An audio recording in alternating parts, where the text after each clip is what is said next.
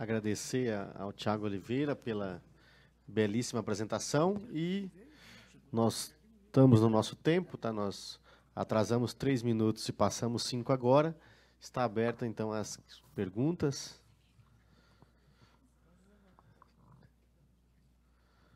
Por favor. Boa tarde, meu nome é Viviane, eu trabalho na CAESB.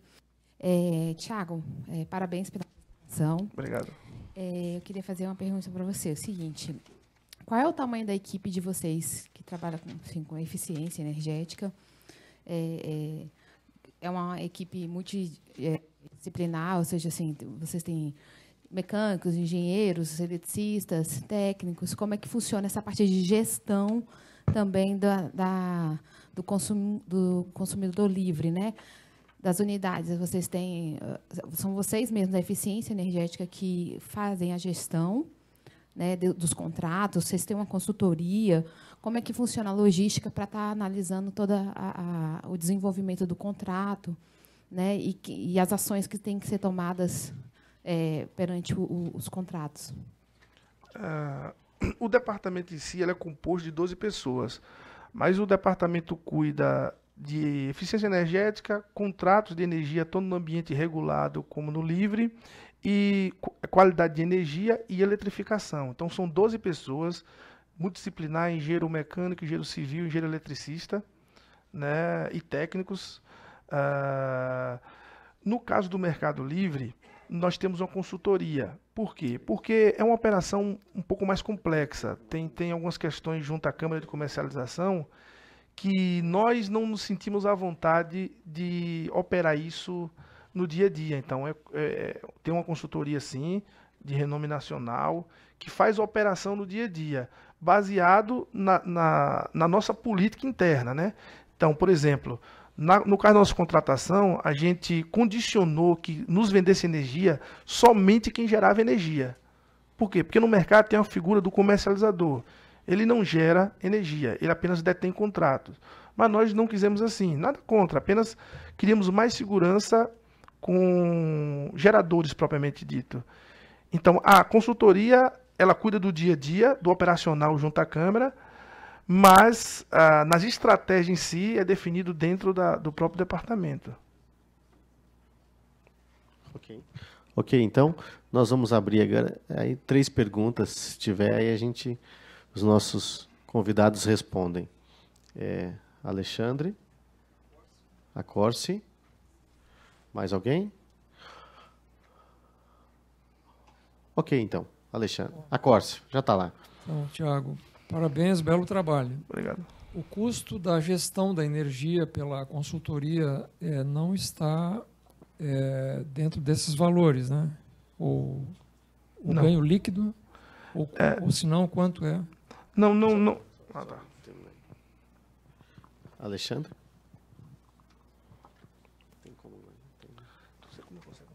Bom, boa tarde. Eu sou Alexandre Godeiro, aqui do Ministério mesmo, Secretaria de Saneamento, e a pergunta é para o Cássio. Cássio, no financiamento de aporte do OGU, eu até entendo que não haja uma hierarquização, foi isso o nome que você usou, né? Mas naquele que trata principalmente que trata com o empreendimento privado, né, eu acho que se não existe, saber de você qual é a sua opinião, assim, o que é que vocês estão tratando para incluir isso. Não que isso não pudesse ser estendido também nos projetos. É aquela história de que o mesmo projeto que entrar aqui, não considerar isso, o que é que vocês estão pensando? Em resumo, é isso. Ok, tem mais, Hernani? Tiago, queria te pedir que você falasse um pouco mais sobre o funcionamento daquele fundo, né? E, sobretudo, a expectativa que tem hoje lá na Embase em relação àqueles 10% da economia do Mercado Livre, né? E se vocês... que tipo de ação pode se beneficiar desse fundo? Ou seja, entra na área de perdas de água também ou não? Coisas desse tipo. Ok, então, Thiago, as 2 perguntas. Ok. Quanto ao custo da consultoria, ele em relação aos valores, ele é um custo irrisório. Só para você ter ideia, é um custo mais ou menos mensal de R$2.000 por unidade migrada. Os contratos de consultoria é dessa natureza. Então, por exemplo, são 6 unidades, a gente tem um custo mensal de consultoria 2 vezes 6, R$12.000 por mês. Então, em relação ao montante, ele não tem grande significado. Quanto ao funcionamento do fundo, o fundo é para qualquer tipo de ação de eficiência energética. Então, como nós não controlamos perda, a gente não elabora projeto de perdas. Mas se chegar algum projeto, porque nós estamos submetidos à mesma diretoria, então, se chegar um projeto de combate a perdas e faça requisição de algum valor desse fundo, uma vez provado que o projeto é viável, pode ser usado tranquilamente. Então, toda vez que a Coelba ela nos reembolsa aqueles valores que a gente viu pela manhã, 30% é automaticamente destinado para essa conta. E só quem tem autorização, entre aspas, né? Porque se o presidente mandar, vai ter que mexer. Mas, em tese, só quem tem autorização para mexer nesse fundo é o gerente do Departamento de Eficiência Energética. Então, é um dinheiro para eficiência mesmo. O problema que a gente vive hoje é que não tem tantos projetos. Então, por isso que fica um dinheiro acumulado. Até a questão de metodologia, de saber quantificar se vai dar retorno ou não. Então, os 10% está guardando uma nova RD daquela, porque foi proposto para a diretoria e a gente está na expectativa que eles deem um aceite. Mas ainda não existe, até porque ainda não foi economizado esses valores, porque a gente começa a operar ano que vem.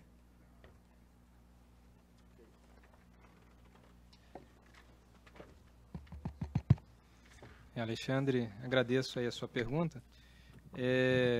Com relação à questão da hierarquização de proposta no âmbito do setor privado, eu comentei rapidamente na minha apresentação que as propostas que são submetidas aqui para a gente do setor privado, elas não entram dentro de um processo seletivo. São operações que elas são constantemente apresentadas aqui no âmbito do Ministério das Cidades, analisadas previamente pelo agente financeiro, normalmente a Caixa Econômica.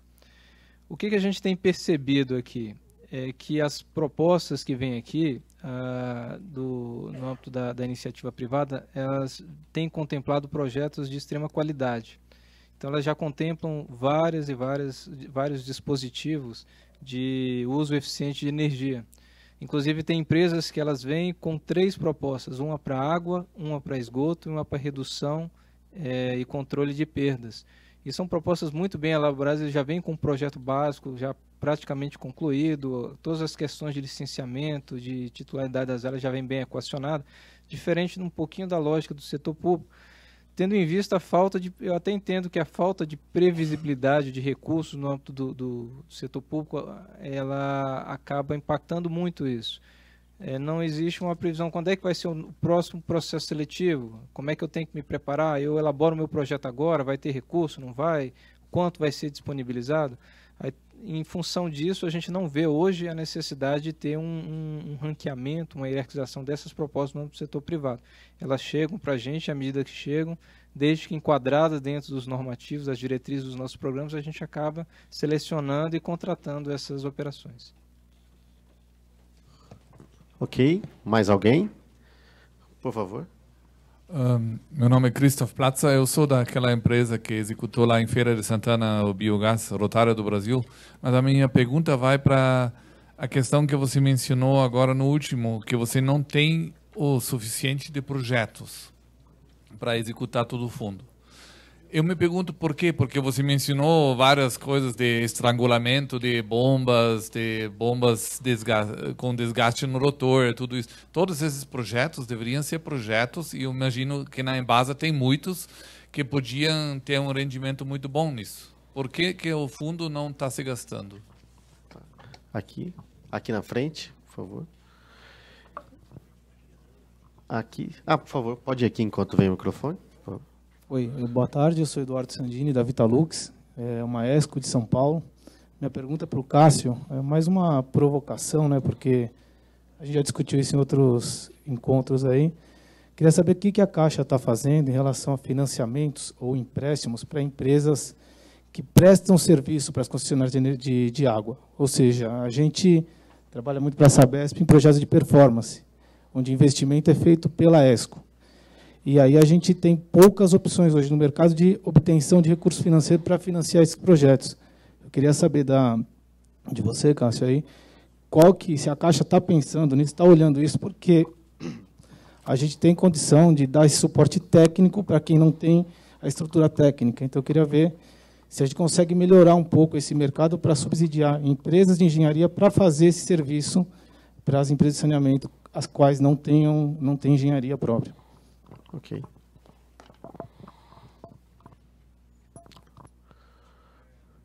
Está desligado. Agora, eu sou o Aurélio da UNB. Novamente, eu gostaria de perguntar, inclusive ao seu, né, além dos integrantes da mesa, porque tu falou agora da questão dos projetos, né, que a iniciativa privada, quando é projeto de iniciativa privada, eles são bem elaborados.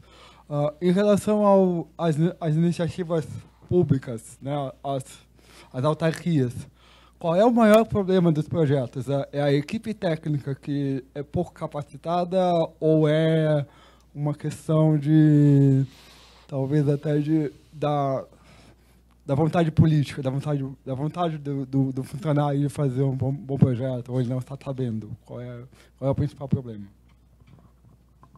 Ok, então vamos começar com o Thiago aqui. Então, respondendo a sua pergunta, o que acontece?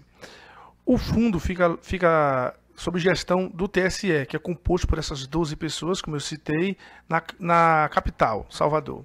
Só que a Embasa ela é pulverizada em todo o estado da Bahia. Nós estamos em 377 estados da Bahia, município da Bahia. Então, é necessário que os projetos venham do interior, já formatado para captar esse recurso. Por quê? Porque o raio de ação dessas 12 pessoas é limitado. Quem conhece a operação do dia a dia é o cara que está na unidade regional. Então, carece de nascer na unidade regional projetos já quantificados, com qualidade, com taxa de retorno atraente, para que faça a solicitação desse recurso e a gente possa destinar o recurso. Basicamente é isso. Por isso que a gente está querendo usar um par do recurso para contratar a ESCO, justamente para ter diagnóstico, para ter um diagnóstico mais abrangente de toda a nossa empresa.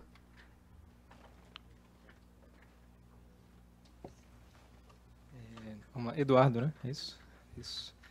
Então, Eduardo, sou do Ministério das Cidades, né? Eu não gostaria de responder pela Caixa aqui, não. Tá? Você botou uma pergunta aí meio... Tem alguém da Caixa aqui? Não, eu ia pedir para responder a pergunta, se escondendo agora, né?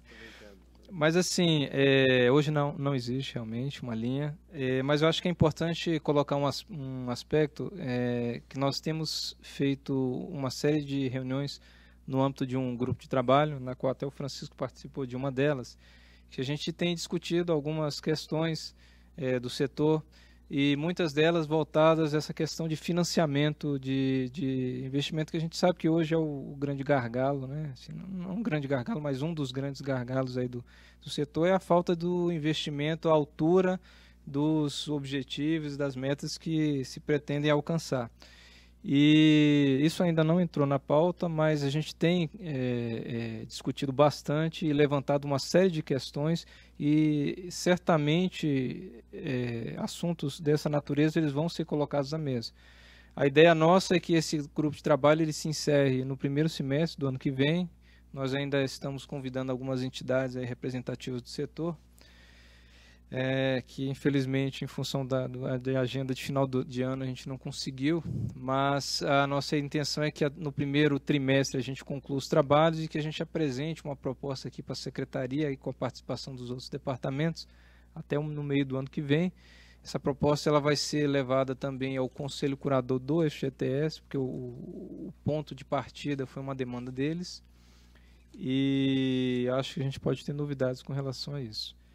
Em relação à sua pergunta, o que eu quis dizer, eu acho assim, aqui é bom a gente esclarecer, eu não estou querendo dizer que a iniciativa privada ela produz projetos de maior qualidade, mas como ela sabe que ela tem o recurso a qualquer instante, ela se prepara previamente, né? Então ela faz todo o trabalho de preparação, de planejamento do seu projeto para que apresente um projeto já em estágio já mais avançado, com uma série de questões já equacionadas. Diferente das nossas tradicionais seleções públicas, os nossos chamamentos públicos, que eles vinham tendo uma certa continuidade e dos últimos anos para cá passou a ser descontínuo novamente.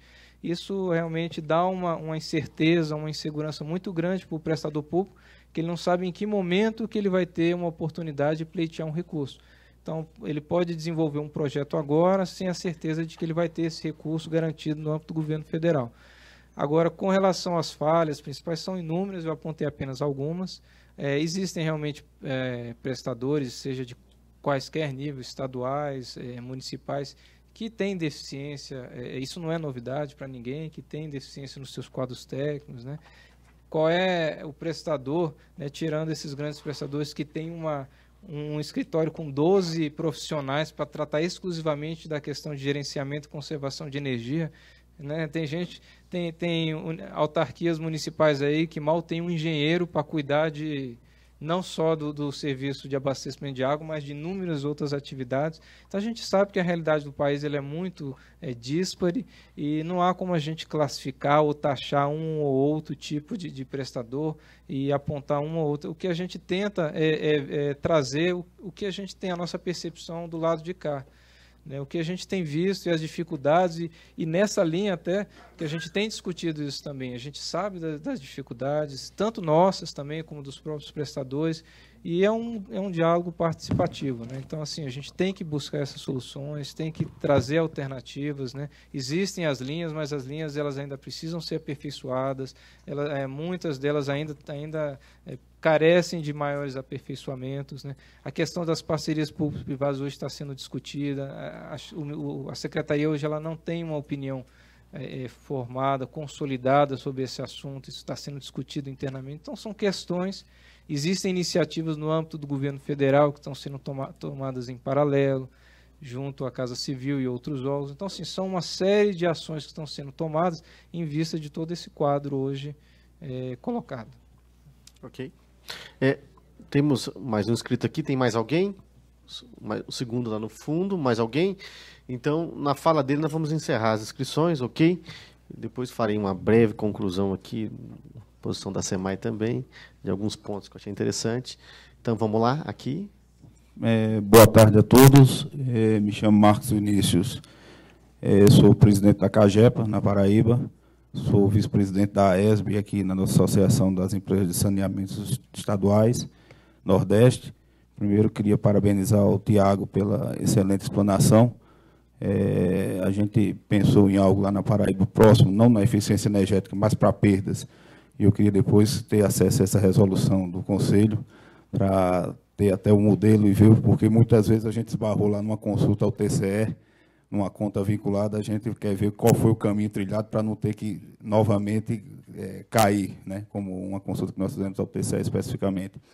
Em relação a Cássio, a pergunta, até porque é o que aflige as nossas companhias de saneamento, o que se fala muito em PPI, né, que é o que hoje é o Plano de Investimentos do governo federal.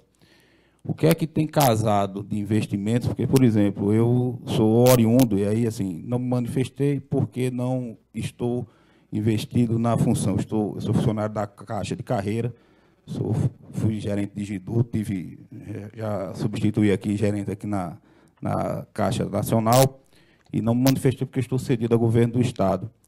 E conheço bem, tem operações estruturadas, mas em virtude que a gente tem largos passos, eu acho que poderia, inclusive, só para o colega da Vitalux, foi uma das críticas que eu fiz ao nosso presidente Gilberto Ock, e a gente tem uma discussão interna dentro da própria Caixa Econômica para agilizar, porque dentro da CAGEP a gente precisa recuperar perdas, e aí só com contrato de performance e outros, a gente tem um projeto grande, inclusive financiado com recurso do Ministério das Cidades, para a setorização de toda a cidade de João Pessoa, e é uma das coisas que nós vamos investir, né, dentro desse processo, e a gente não conseguiu buscar o agente financeiro para fazer esse contrato.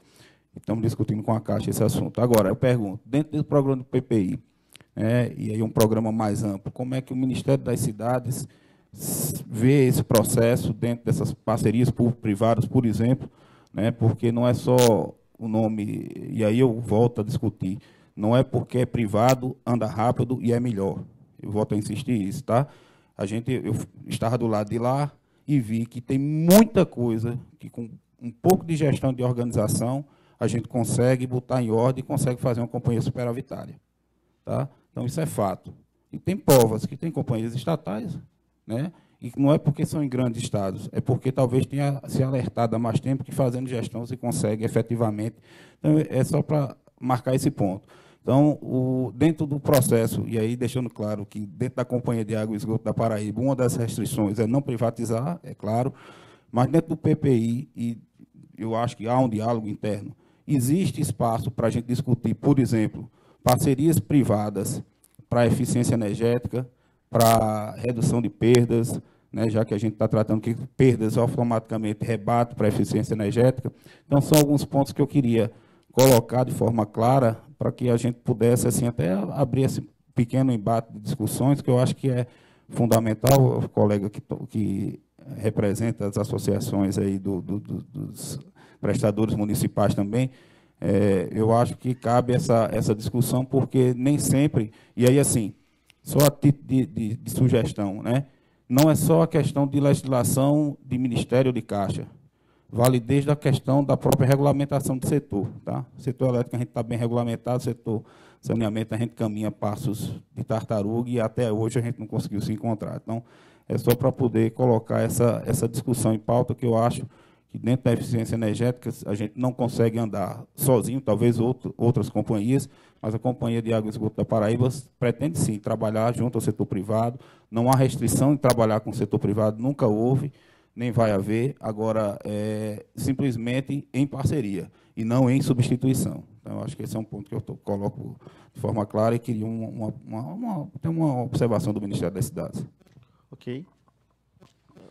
Boa tarde, Gustavo Possetti, da Sanepar.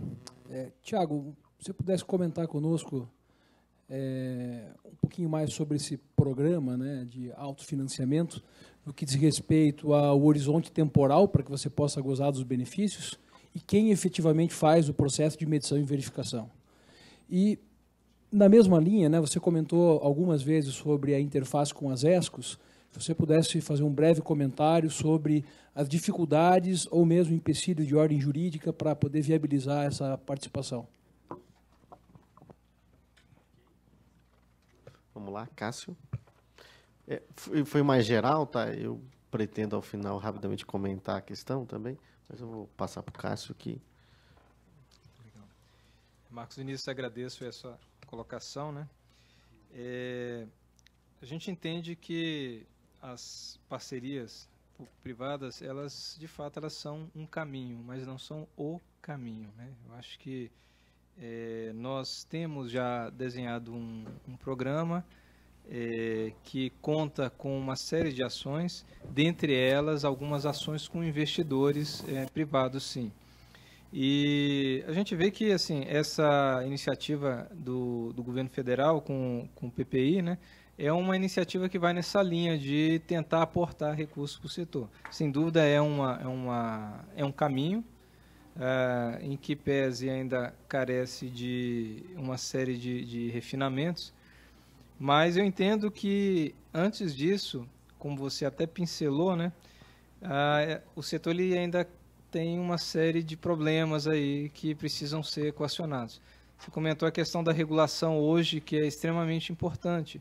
Para que você coloque um investidor privado dentro de um cenário, você tem que ter um setor bem regulado. Diferente do setor de energia, do setor de transporte, o setor de saneamento, ele ainda carece de uma efetiva regulação.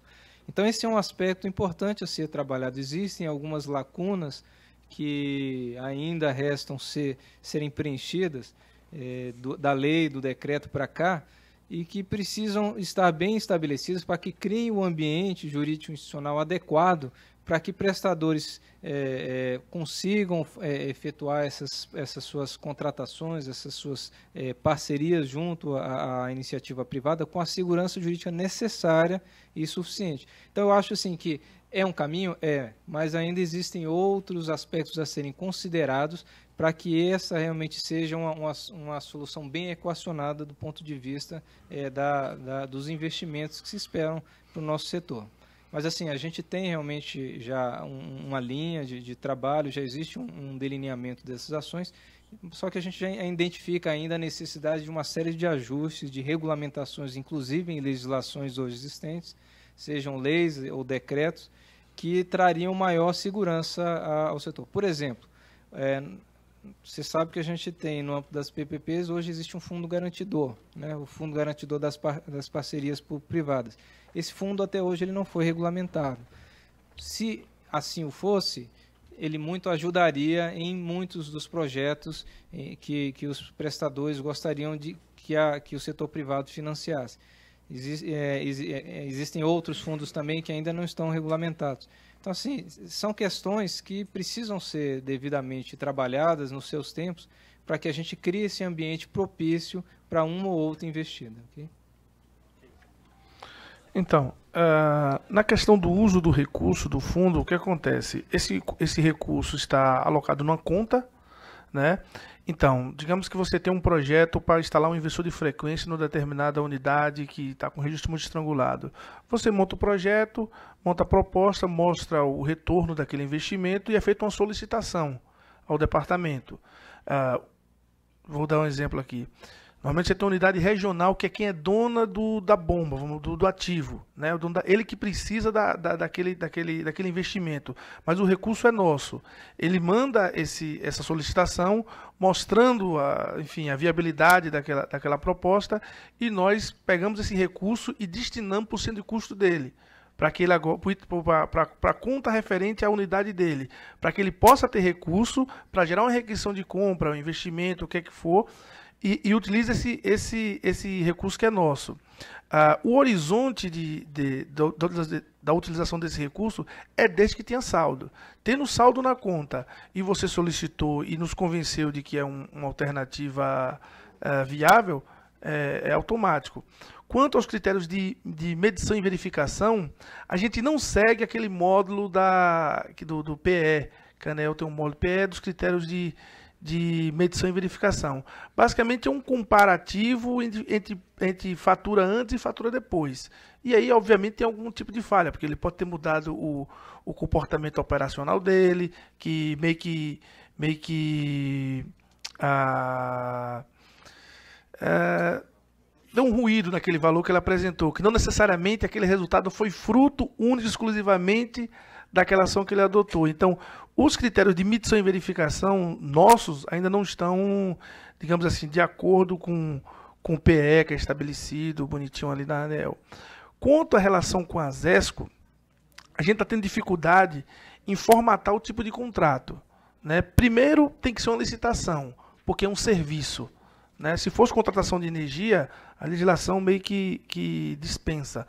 Mas, como é um serviço, tem que ser feita licitação. Então, nós, particularmente, ainda não conseguimos formatar um tipo de contrato que contemple tanto a performance quanto o ganho fixo da ESCO, né? Porque a ESCO tem uma parcela fixa e uma parcela variável, pelo menos as que nós conversamos. Então, nós ainda não formatamos nenhum tipo de contrato com a ESCO. Tivemos uma reunião na última quarta-feira com a CPFL, a CPFL Eficiência, que é uma ESCO deles, e estamos em busca, ficamos sabendo hoje que a Sabesp já faz contratação de ESCO, então estamos ainda em busca de quem já executou esse tipo de serviço para copiar, basicamente. Assim como foi feito no Mercado Livre, a gente basicamente seguiu o que a Sabesp fez em 2004. Então fizemos o nosso edital baseado no edital da Sabesp. Basicamente é uma troca de conhecimento que nós ainda não temos e estamos em busca desse conhecimento para poder formatar contrato.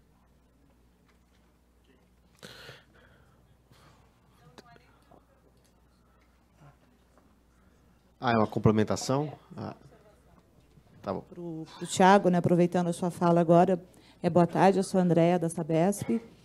E ali na diretoria metropolitana da empresa, nós estamos já em execução de um projeto de eficiência energética que eu costumo chamar de projeto híbrido. Ele está recebendo recurso do PE, da concessionária Eletropaulo, e a outra parte ele está sendo executado por uma ESCO. Né? Nós fizemos uma licitação, foi uma licitação com, acho que, 8 empresas, ganhou a Vitalux, né, que está aqui do meu lado, e esse projeto já está em execução.